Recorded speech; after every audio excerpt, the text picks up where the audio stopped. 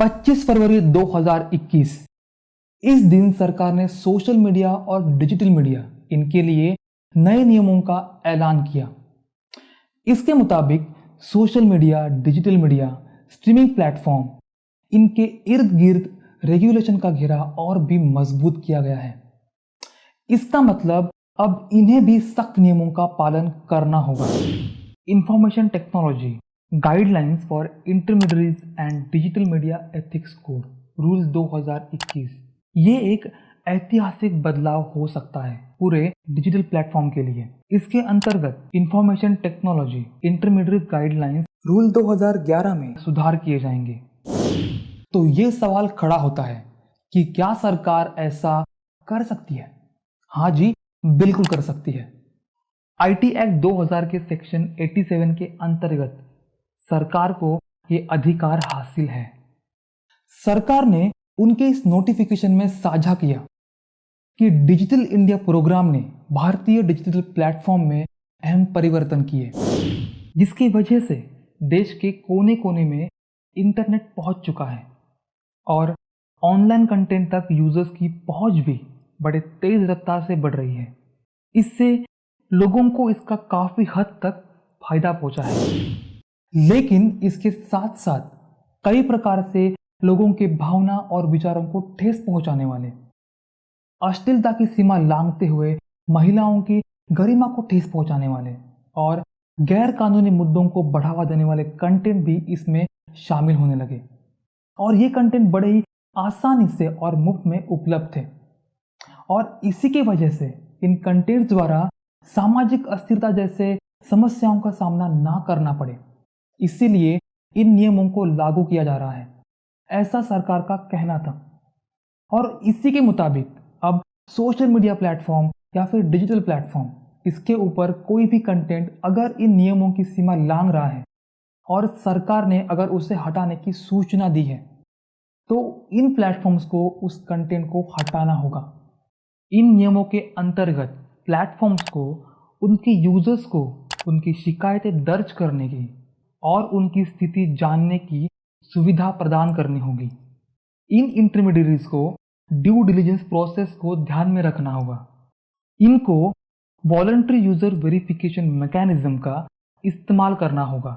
मतलब हम जो अपनी photo, mobile number, email address आदि अपलोड करते हैं, इन इंटरमीडिएरीज यानी कि प्लेटफॉर्म्स को अपने यूजर्स और मुख्यतः वुमन यूजर्स की डिग्निटी यानी कि गरिमा का ध्यान रखना होगा।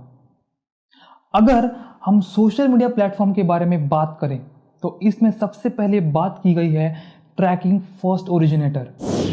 इसके तहत सोशल मीडिया मैसेजिंग प्लेटफॉर्म को कोई भी कंटेंट हो, किसी व्यक्ति द्वारा उस कंटेंट को पहली बार पोस्ट या फिर अपलोड किया गया, इसकी जानकारी रखना अनिवार्य किया गया है। अब इन सोशल मीडिया प्लेटफॉर्म की ये जिम्मेदारी बन जाएगी कि उनके यूजर जो भी पोस्ट कर रहे हैं उस पर नजर रखें, लेकिन उन्हें उनके यूजर्स की पहचान का खुलासा करने की जरूरत नहीं है ताकि उनकी प्राइवेसी ब्रेक ना हो। लेकिन ये एक विवादित मुद्दा है जिस पर साइबर एक्सपर्ट्स का कहना है कि इन सोशल मीडिया एप्लीकेशन पे दो लोगों के बीच में जो एंड टू एंड इंक्रिप्शन होता है वो इससे प्रभावित हो सकता है। जो बड़ी कंपनीज है उन्हें 3 भारतीय लोगों को काम पर रखना होगा जो कि ग्रीवियंस रिड्रेसल सिस्टम पर ध्यान रखेंगे, ताकि अगर कोई इंटरनेशनल कंपनी भारत में काम कर रही है तो भी यूजर्स को कोई दिक्कतों का सामना ना करना पड़े। इन तीनों में से एक पर्सन चीफ कंप्लायंस ऑफिसर होगा जो कि कंपनी के कंप्लायंस के ऊपर ध्यान रखेगा। दूसरा person nodal person of contact for 24/7 coordination होगा लॉ इन्फोर्समेंट एजेंसीज और ऑफिसर्स के लिए। और तीसरा पर्सन रेसिडेंट ग्रीवियंस ऑफिसर होगा जो कि जिम्मेदार होगा पूरे ग्रीवियंस रिड्रेसल मैकेनिज्म के लिए। इन प्लेटफॉर्म्स को हर महीने कंप्लायंस रिपोर्ट देनी होगी। ओटीटी एंड डिजिटल मीडिया, इसमें code of ethics and procedure and safeguard in relation to digital online media को शामिल किया गया है।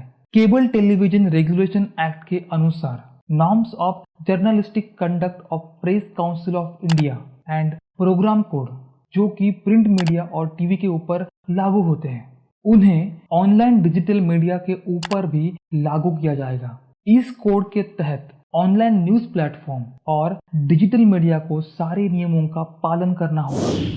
सरकार के मुताबिक इन प्लेटफॉर्म्स को और जिम्मेदार बनाने में ये बदलाव अहम किरदार अदा करेंगे। इन बड़ी कंपनीज को 3 महीने का वक्त दिया है इन नए नियमों को लागू करने के लिए।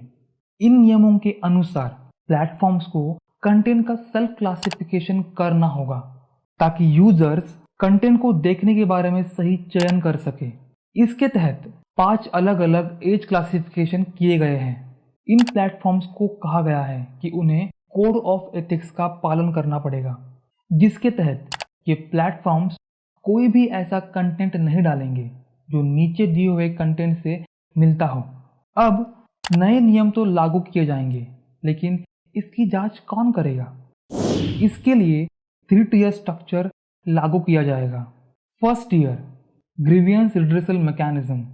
इसके तहत जो प्लेटफॉर्म है उनके जरिए ही ग्रीवियंस रिड्रेसल ऑफिसर, जो कि भारतीय होगा, उसे नियुक्त किया जाएगा। इन्होंने ध्यान रखना चाहिए कि कोई भी शिकायत हो उसका निर्णय 15 दिनों में लगना चाहिए। इस निर्णय के खिलाफ आवाज उठानी हो तो उस शिकायत को लेकर एपिलिएट यानी कि second tier self regulation body के पास जा सकते हैं। Second tier self regulation body, इसमें 6 मेंबर्स होंगे और इसके अध्यक्ष सुप्रीम कोर्ट या फिर हाई कोर्ट के जज होंगे या फिर इसकी जानकारी रखने वाले शख्स होंगे। इस बॉडी के इख्तियार में जो शिकायतें 15 दिन के वक्त में परिणामों तक नहीं पहुंच पाए हैं या फिर दिए गए परिणामों से खुश नहीं हैं और उसके खिलाफ आवाज उठाना चाहते हैं, वो सब आते हैं। इनके पास अधिकार है कि वो प्लेटफॉर्म्स को चेतावनी दे सकते हैं उनके नियमों की सीमाएं लांघने पर। अगर इन्हें लगता है कि कोई कंटेंट इन सीमाओं को लांघ रहा है और उसे प्लेटफॉर्म से हटाना जरूरी है ताकि किसी भी तरह से सामाजिक अस्थिरता जैसे समस्याओं का सामना ना करना पड़े, तो उस कंटेंट को ओवरसाइट मैकेनिज्म के पास सौंपा जाएगा। थर्ड टियर ओवरसाइट मैकेनिज्म, यहाँ पर सरकार अपना किरदार अदा करेगी। इसके अंतर्गत अंतर मंत्रालय समिति को इंफॉर्मेशन एंड ब्रॉडकास्टिंग मिनिस्ट्री द्वारा बनाया जाएगा, जिसके पास शिकायतों पर अंतिम निर्णय लेने की क्षमता होगी। बिल्कुल, इस तरह के कड़े नियम लादने की वजह से हमारे राइट टू फ्री स्पीच के अधिकार पर निर्बंध जरूर आएंगे, जो कि हमारे संविधान से हमें मिला हुआ है। हमारे इर्द गिर्द कई ऐसे मुद्दे होते हैं जिनका असर हमारे रोजमर्रा की जिंदगी में होता रहता है, फिर वो आर्थिक मुद्दे हो या फिर राजनीतिक मुद्दे। लेकिन सेंसर बोर्ड जैसी रेगुलेटरी बॉडी होने की वजह से हम फिल्मों द्वारा या फिर टीवी पर इस पे खुलकर हमारे विचार नहीं रख सकते। तो दूसरी तरफ OTT प्लेटफॉर्म या फिर सोशल मीडिया प्लेटफॉर्म ये एक हथियार की तरह काम कर रहे हैं, जहां पर लोग अपने विचार खुले रूप से रख सकते हैं, एक कंस्ट्रक्टिव क्रिटिसिज्म का इस्तेमाल कर सकते हैं, जिससे कि उसके हर एक पहलू के बारे में जान सकते हैं। और इन कंटेंट को बनाते वक्त बड़े ही समझदारी से बनाया जाता है, उसके हर एक बारीकियों को ध्यान में रख कर इन्हें बनाया जाता है। तो जिस तरह एक तरफ इसका इस्तेमाल सही तरीके से हो रहा है, तो दूसरी तरफ बड़े स्तर पर हिंसा और अश्लीलता की सीमा लांघते हुए कंटेंट इस पे दिखाई दे रहे हैं।